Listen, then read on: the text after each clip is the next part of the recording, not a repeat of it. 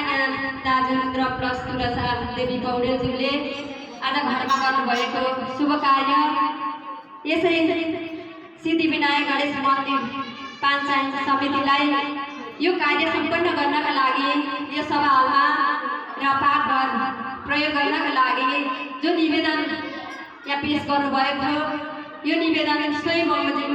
यसै कार्य समितिले पास गरेको कुरा र यहाँले आजको कार्य सम्पन्न गर्नुभएको कुरा म अवगत गराउँदै अब हामी छोटो सानो कार्यक्रमलाई अगाडि बढाउने अनुमति चाहन्छु। टाढा टाढाबाट आज उहाँहरूको व्यक्तिगत कार्यक्रमलाई उहाँहरूको निमन्त्रणलाई स्वीकार गरेर पाल्नुहुने सम्पूर्ण अतिथिज्यूहरू यहाँ उपस्थित हुनुहुन्छ र उहाँले भव्य सभ्य रूपमा आजको यो कार्यलाई सम्पन्न गराउनका लागि यो सिद्धिविनायक गणेश